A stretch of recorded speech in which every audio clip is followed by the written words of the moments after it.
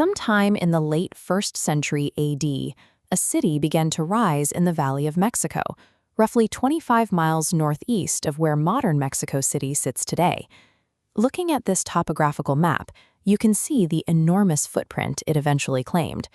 Over the next 300 to 400 years, it expanded into one of the largest urban centers on Earth, covering 20 square kilometers. It operated on a rigidly planned grid system that housed an estimated 100,000 to 150,000 people. When the Aztecs arrived in the Valley of Mexico in the 14th century, the city had already been abandoned for hundreds of years. Looking at the sheer scale of the ruins, they assumed only divine beings could have built it, so they named it Teotihuacan, the place where the gods were created. But we do not know what the original inhabitants called their city. We do not know what language they spoke. Archaeologists have never found a decipherable written language, and no royal tombs have ever been definitively identified. Every landmark you picture, every name you associate with this ancient superpower, was applied by foreigners who walked into an empty ruin centuries later. The society that actually built it is an absolute ghost. At the center of this silence stands the Pyramid of the Sun. Constructed around 200 AD, it towers 75 meters high. Its base footprint is roughly 225 meters square, making it comparable in sheer mass to the largest Egyptian pyramids. The builders didn't choose this specific location by accident.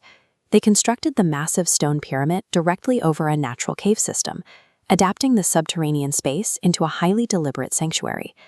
In Mesoamerican cosmology, a cave is a portal of origin, acting as a physical doorway between the surface and the underworld. Above ground, the city streets were highly diverse. Rather than a homogeneous population, the neighborhoods were multi-ethnic, filled with immigrants from the Maya regions, Oaxaca, and the Gulf Coast, who brought their own cultures into the valley. Teotihuacan didn't achieve its dominance through standard military conquest. Instead, it grew as an economic and religious hub, actively pulling in foreign populations and integrating them into a massive trading network. This demographic mix is mirrored by a deeply unusual political structure. Unlike standard Maya cities of the era, Teotihuacan shows remarkably little evidence of king worship or personalized royal cults. Around 300 AD, the physical record shows a violent disruption.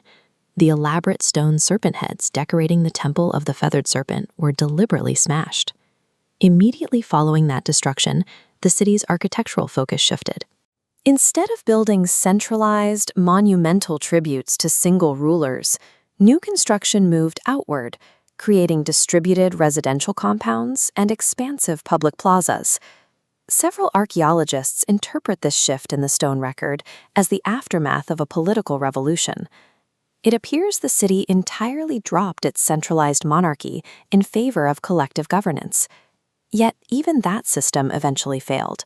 Sometime between 550 and 650 AD, massive areas of the city were intentionally set on fire. The forensic evidence from this inferno is highly specific. The fires heavily targeted elite structures and administrative centers, while leaving the working-class residential compounds untouched. This pattern of destruction points directly to an internal lower-class uprising. The citizens themselves turned on their leaders, burned the physical symbols of elite power, and dispersed, leaving the greatest metropolis in the Americas to the elements. Even empty, Teotihuacan held a grip on the wider Mesoamerican world. Its cultural and religious concepts echoed outward for centuries. Its distinctive architectural style was meticulously copied by Maya builders in cities as far away as Tikal, deep in the jungles of Guatemala. Their religion spread just as far. The Feathered Serpent deity, prominent on their temple walls, would eventually evolve into the god Quetzalcoatl, a central figure in later Mesoamerican empires. The search for answers continues today. Since 2003, archaeologist Sergio Gomez has been carefully excavating a 100-meter tunnel, located deep beneath the temple of the Feathered Serpent. At the very end of this tunnel, his team identified 3 sealed chambers.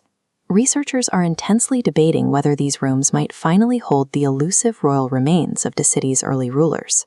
So here sits Teotihuacan, just 25 miles from the sprawling skyline of modern Mexico City. Yet archaeologists are still digging in pitch darkness beneath its pyramids entirely unable to answer the most basic questions about who exactly built this ancient masterpiece. Next time, December 1980, a series of strange encounters in the woods near a NATO airbase in Suffolk, England. The events at Rendlesham Forest produced the most credible and most hotly contested UFO report in British history.